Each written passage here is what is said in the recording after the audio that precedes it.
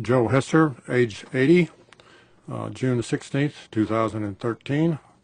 Location is San Diego, California, and my partner is my granddaughter, Bethany. Hi, my name's Bethany Weisberg. I am 22 years old.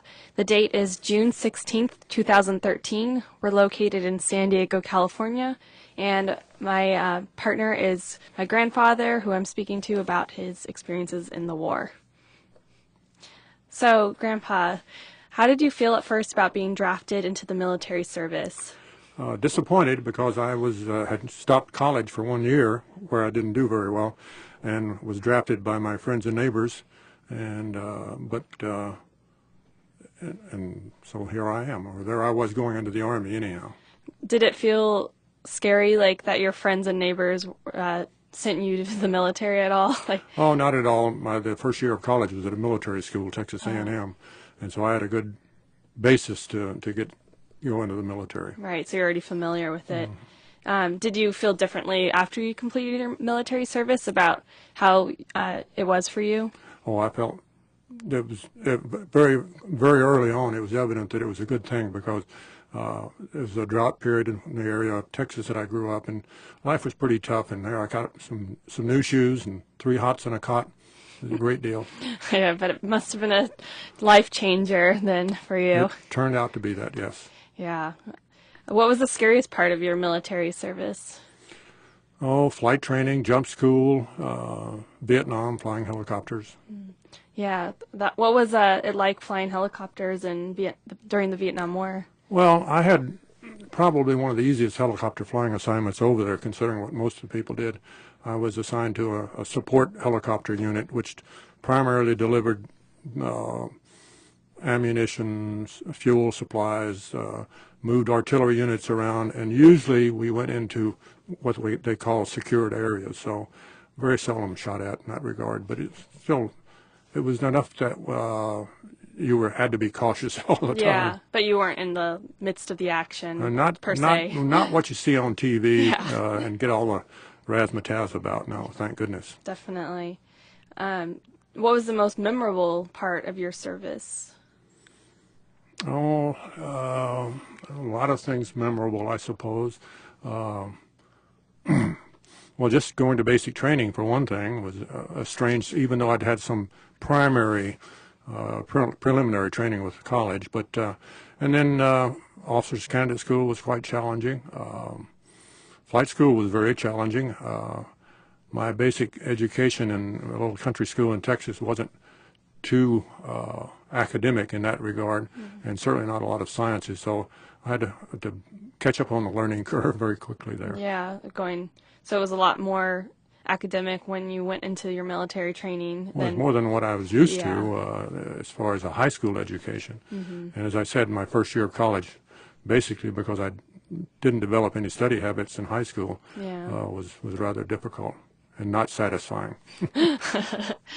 Did your military service change your perspective on life or your worldviews, and how so? Oh, yeah, I couldn't help but do that. You have so many different experiences and visit so many different places and cultures that it can do nothing but change it. What's one example that you might say would have changed drastically from being put out into the world so quickly with the military? Well, I think several things. Being thrust into leadership positions maybe before I was fully prepared or ready for in that regard, because the military has a habit of doing that, or it just falls into place that you have to do it. Secondly, I guess the time that I spent in Germany on my first tour, where the Hungary revolt in the fall of '68, and I was tasked to fly along the border and report refugees coming towards Germany, and then direct our people to that point on the border where they could pick them up and take them into refugee camps and things of that sort. So, tell me more about the Cold War and when you were flying over Hungary, the border during the revolt. Well, thank goodness I didn't fly over Hungary, because they would have shot me down, but I was right along the border. The border. Well, I had an observer in the back of the airplane with me, and we would see groups of people heading towards the border and figure out, well, they're going to take a certain route and they will hit the border at a certain point. and we'd radio my unit back at a base camp, and they would send vehicles to that spot with food and clothing and stuff. And when they crossed the border, they put blankets around them, fed them, and got them out of there as soon as possible, of course. And then I didn't see any of them at any point other than from a distance, and never saw them on the ground, because where I had to operate out of with the airplane was about 10 miles away from where they were being housed or kept in tents, actually. So what was that like for you, though, like feeling that you were helping people escape from? Well, at the time, it was just sort of a job, because there were there was a lot of people trying to cross the border at different times. This was just a great mass of people at that time. It really didn't become significant until I moved here to San Diego, to be quite frank. I volunteer in Balboa Park, and the houses of hospitality are located there, and there's a House of Hungary. And I've talked to some people that were refugees. Maybe this has been almost 60 years ago now, so most of these were young kids at the time, or younger people, or the sons and daughters of people who did escape. Yeah.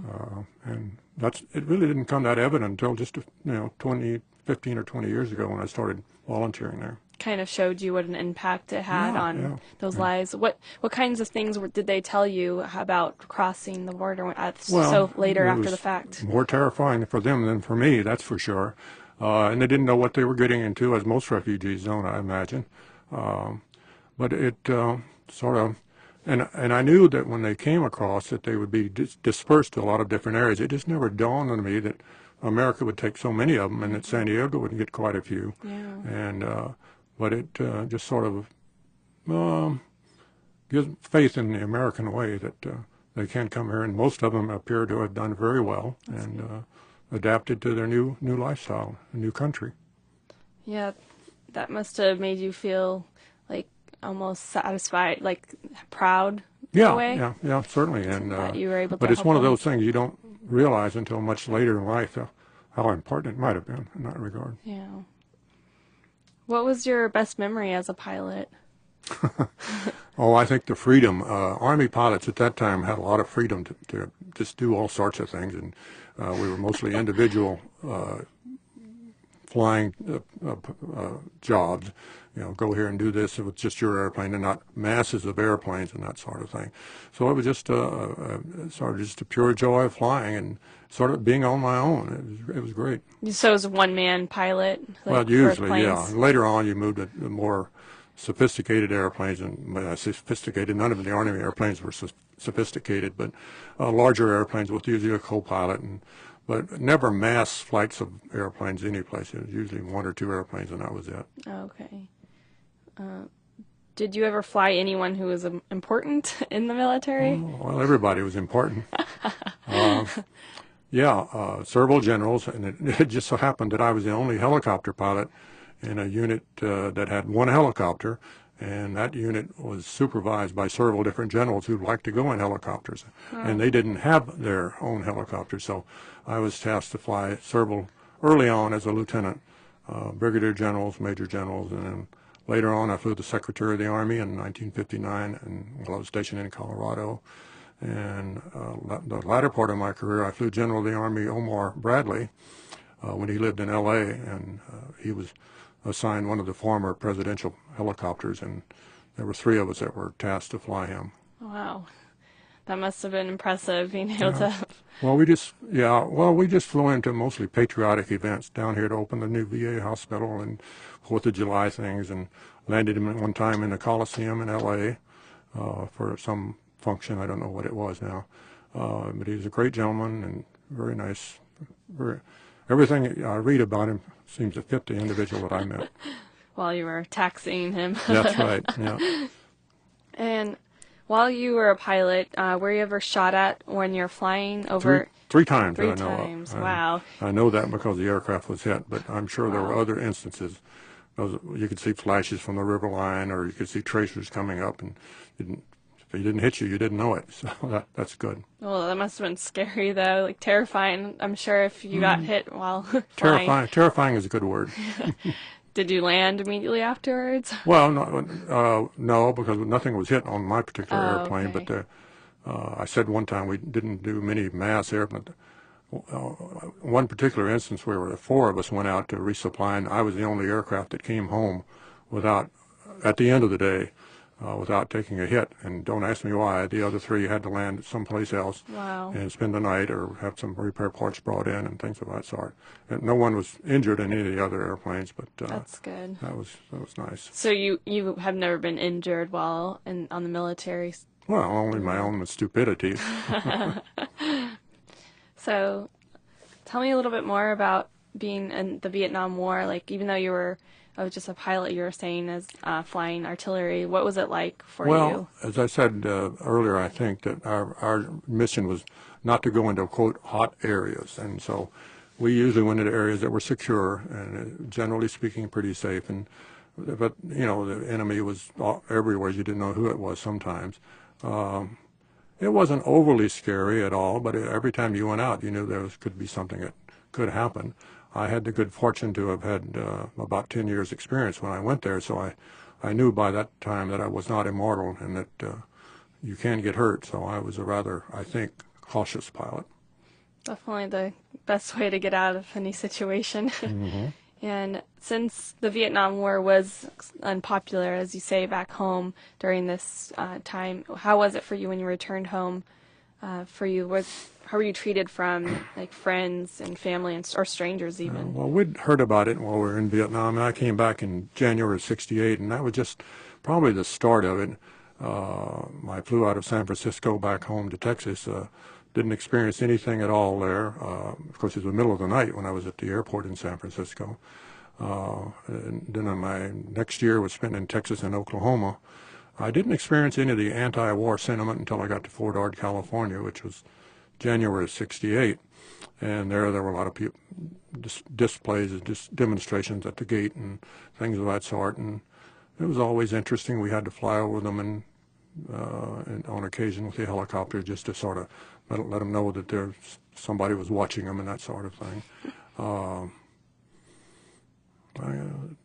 And then, of course, when I left Fort Ord, I went to Claremont Mintz Pomona College as the ROTC program, the senior program, and they had lots of demonstrations there, both fairly liberal schools there.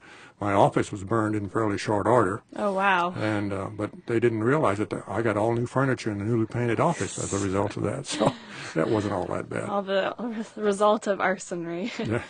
So, are you proud of your military service? Oh, yes, very much so. And how does it make you feel like when you think back about the time you served as a I'm proud that I can serve. I certainly never expected it to be as challenging as it was, as rewarding as it was also. So I'm very pleased with it, and overall I'm very proud of it. Both rewarding and challenging, definitely. And what advice would you give today to those who are in the military or are in the midst of war? Well, make sure you know how to take orders, first of all. And also learn to be a good follower and also be a good leader at the same time. It's not a democratic organization. Yeah, that's pretty apparent, you know. So, let's see. Who was was there anyone that influenced you in the military at all that you looked up to? Oh, in the military? While you're serving? Well, there were people that you liked and people you didn't like. And the old saying was, don't worry about it. In short order, they'll leave or you'll leave, so be somebody else. I think as far as influence, my father was the biggest influence. He was drafted in World War II, and I was left as an 11-year-old, the head of the household with a younger brother and two younger brothers. Actually, one of them just born right before he was drafted. So he came back and never told too many stories, but I knew what he did, and I had several uncles that were drafted or went in the Navy and different things of that sort. And they all got home safely, thank goodness. And I never heard them tell a lot of stories, but I was impressed by their compassion and their style and advice they had to offer. About being in the military? About life in general. And then, of course, when I got drafted, my dad said, don't volunteer for anything. But I didn't follow his instructions, unfortunately, or fortunately. Fortunately, why? 'Cause you volunteered for. Well, jump school, flight school, Yeah. OCS, you name it. Yeah, that led you to where you are today, Yeah. flying. Still, your bird dogs at home. Yeah. Those are great. So, moving on, like, how did the war change you at all? Well, the whole experience changed me to, I think, trying to be a more compassionate person and understanding that there are different cultures that a lot of us don't really begin to understand, and just a feeling that some people. I got a general feeling about a lot of the natives in Vietnam that they were sort of hopeless, and that's a sad thing to think of, that they think that they can't get out of their particular situation and that sort of thing. So, it's better just to understand where Well, people are coming from. just do the best you can and try to go only after the bad guys, if you will. Sometimes that's hard. Yeah, it's hard sometimes to figure out who's who in certain situations. So, what are the most important lessons you've learned in life? Oh my. I guess just to try to be understanding and compassionate to others, people's needs, and that's hard to do because we're all selfish people. So I am in particular. Well, it's interesting that you learned that from being in war, because what I've studied as an anthropologist in school has like taught me that already. So it's, just to be more understanding of cultures, and so it's interesting that you can get that even just from something, as devastating as war is. Well, any experience should Yeah, change your outlook on life, regardless of what it is. definitely, especially like traveling to different countries and seeing seeing a culture in its, entirety. What was your favorite part of being in the military? Was it traveling or? Well, definitely that, because I certainly got to places I never thought of getting to as a kid. I had the good fortune of having 8 years in Germany, 2 different tours, and got to see a lot of Europe. Did a lot of traveling with family, and let's see. Just the overall experience of the military was a good one, but the traveling was probably the best plus, if you will, icing on the cake, what have you. Getting to see every part. Have you been to every continent? No, I haven't been to the Antarctic. Almost every I've been to, I think, 5 of them. 5. Oh. Yeah, that'd be great to. One of the definitely pluses is getting to travel a lot. I think that's definitely a good way of learning about life. So, how's your life been? Has your life been different than you'd imagined at all when you're younger? Oh yeah, as a kid in Texas on the farm, I like to call it affectionately dry dirt farming. You have to depend on the weather, and it was rather mercurial, if you will. And so at the time as a kid, we really didn't have a lot of things to look forward to. We were just going to stay home and stay in the same profession, if you will, or work in construction, doing that sort of thing. So it was a life-changing situation to get drafted and then stay in the service, to be fortunate enough to do that. Yeah, it's so crazy how different it is from today's generation. We're living on the farm, like what. Well, I'm sure farm living is still rather nice, but I had the chance to roam hundreds and hundreds of acres and just play, and my playground was a lot of land. Yeah, definitely. So let's see. Hunting and fishing was very Popular. big early on as a kid. Yeah. Yeah, being out in the, big acreage like that, you'd have probably plenty of things to do, I'm sure. Well, there's a lot of work to do, but there's a lot of time to play too. So. Definitely. So what are your strongest memories from your time in the military? Well, I mentioned the Hungary incident, right? That, of course, is probably one of the strongest. The Vietnam tour was very not informative, but was enlightening in that regard. And so just traveling, having 8 years in Europe in a 20-year career is sort of unheard of. So that was a big plus for me. Yeah, being all over, I can imagine. I almost wish, like, some days that, we would be able to do some stuff like that to be able to travel, but I'm kind of glad that they don't have a draft anymore for us. But do you ever think that they should still have a draft? Or? Oh, I'm convinced the draft, when they did away with the draft, was the biggest mistake they could have made. Why is that? Well, I was a draftee, and my experience through Vietnam, which was still having the draft era, that the draftees just did a terrific job. They maybe didn't want to be there, but that they did a good job. And I'm not a fan of the modern day volunteer army per se, although they do their job. But I think every young person in this country should do some sort of community service, and I think that would make the country a lot stronger overall. I know they do that in certain countries, like a lot of countries actually. So well, and certain religions have service programs too, and I think it strengthens the group overall.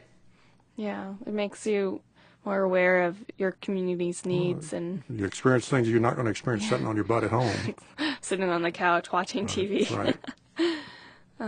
So is there anything else like you feel that you'd want people today to know about your life, or anything about your military experiences?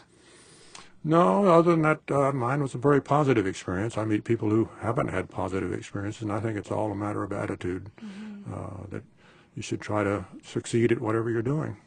Definitely take it with, life's short, so yeah. Eat dessert first. Eat dessert first.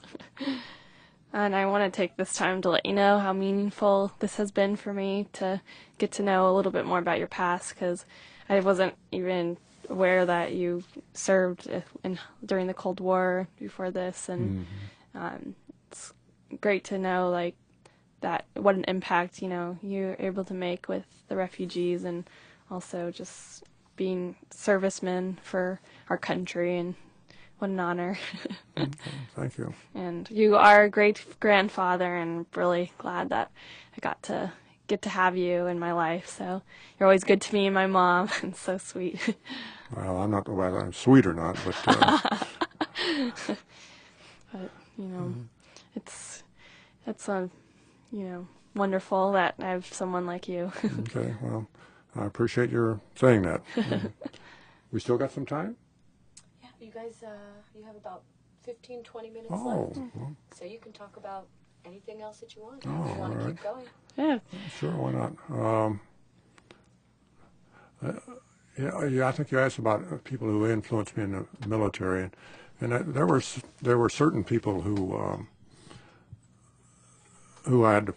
mostly were the general officers, and that I had to work with, and I developed a sense that they were different than the rest of the higher echelon, if you will, of officers, and they got there by being compassionate and by being good leaders, and I think I'd like to think that I was a decent leader, and I think that I got most of that from watching them operate, because I'd be just drop them off wherever they needed to go, and I'd just be standing around observing things, and it was great. Another thing I picked out of this is that early on in my career of flying folks, it was always a policy that I didn't come up with, but it just said to me, for every rank more senior to you than they are, you get 5 minutes ahead of time. So I was an 02 flying an 05. I mean, I had to get there 15 minutes before I was supposed to. Punctuality. Yeah, and that taught me, and I have a great deal of problems with people who are late, if you haven't noticed that. And so that was one thing. And also people outside of the military, I think my parents were a great influence on what I wanted to be and what I should have been, and they were both hardworking people. And Dad had a 9th grade education, and he could run rings around doing math, anybody that you could think of, and was a very well qualified carpenter in his later life, and and tried farming, and here again, dry weather would take care of that sometimes. Yeah. But he was a hardworking man, and so was my mom, and so I think they were, both of them were a Great. big influence. Yeah. Yeah, influences. They always said to be honest, and one of the things that I went to flight school very close to where I grew up, about 70, 80 miles away, 70 miles. And so we had in our flight area, we had a certain local area that we had to stay in. And one day after I'd been cleared to solo, actually it was after I'd passed my final check ride, actually. I had about 8 hours to get, and I had to leave there with a certain number. And okay, go out and get 2 hours. So I said, I'm very close to where I live. I can fly up there and nobody will ever know. So I flew up, and my mom was out working in the field. Oh, wow. And I did loops and spins and stuff like that, and tried to sneak back in. And as I was coming back into the local flying area for the airfield, there was this airplane that came by that had 2 people in it. Well, if there's 2 people in it, that means one of them's an instructor. And so I got back on the ground and landed that airplane, just scared as the devil, filled out the paperwork, ran to the BOQ, didn't sleep all night long, and the next morning the flight commander says, Lieutenant Hester, I want to see you. Oh, no. Choice words. And he said, got me in there, and he said, did you insure your flight yesterday, Lieutenant? And I said, yes, sir, and my mama sure did too. And he said, God, no, I won't use that word. Darn you. Just go out there and get your other 2 hours, but don't you leave the local flying area. And I know that if I'd told a lie, I'd have been kicked out. Yeah. And, so I was allowed to finish up, and I didn't leave the local flying area that time. Nope, not that time. Did you ever tell your family you flew over them when you were? Oh, Mom was out in the field, and just she was hoeing out in one of the row crops. I think it was a cornfield.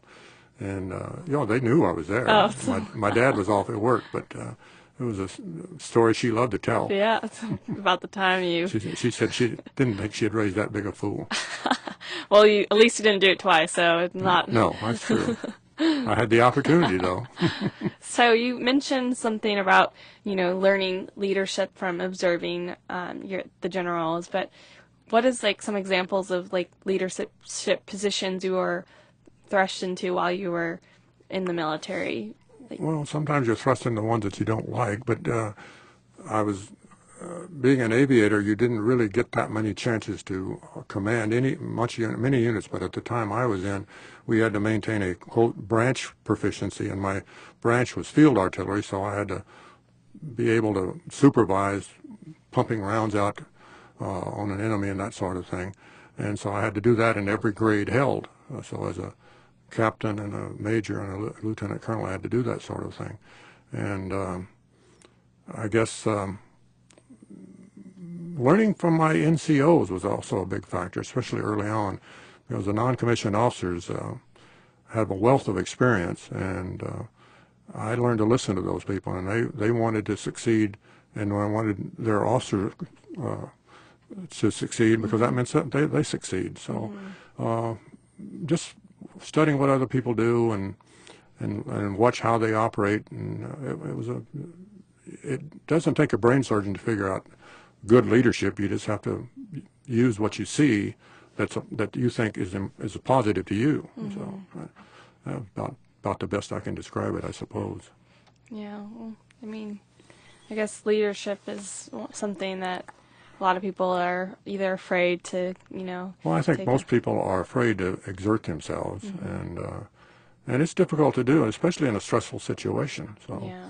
It's not something that's really learned. It just seems to happen based on experiences, I think. And there are born leaders, too. There's no question about that.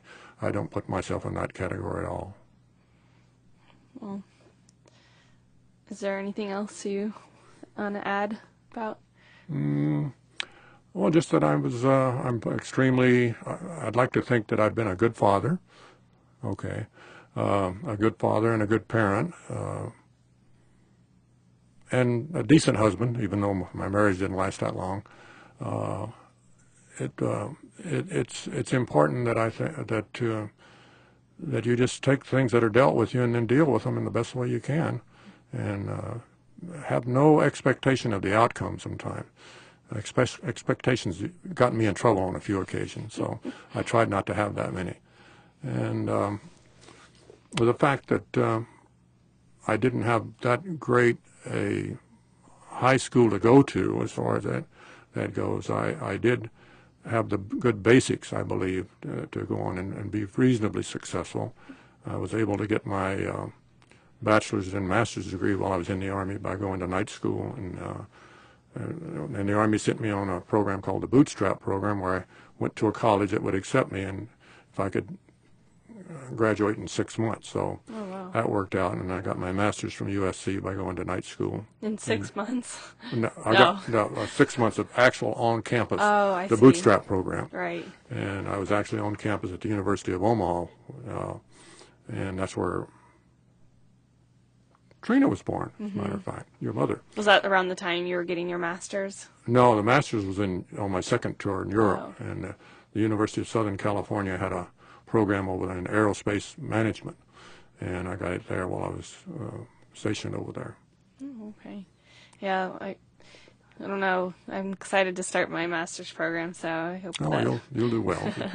But I know I have your good smarts, so... Well, I don't think smarts. You just got to stick with it. Yeah. That's the main thing. And I was going... and the military also, early on, I like to say I'm a graduate of USAPI, United States Armed Forces Institute, because I took a lot of end-of-course exams and things of that sort. We'd get the book and read it, and then go to an ed center, and they'd supervise the taking of the test. And when I was able to go to, I had 1 year of actual college at A&M, and I got enough credit for a lot of things, meteorology from flight school, engineering from mechanical classes I had to take, and things of that sort. So it was, the system is there to help you get an education if you want to, and if you want to spend a little extra time at it. I wasn't a party goer, so that worked out well for me. Yeah, definitely. Well, I think... Well, thank you, Trina. Bethany. I call her Trina all the time. It's okay. We look alike, I guess, Trina and I. Well, if you can get your mother's work attitude, you'll do as well as she's doing, too. I think that's a good thing that runs in our family. Well, let's hope so. But we all get lazy on occasion, and I'm a good one at that, given the opportunity. Well, thanks for taking the time to speak with me. Okay, thank you. I appreciate it. Thank you, Bethany. Thanks, Grandpa.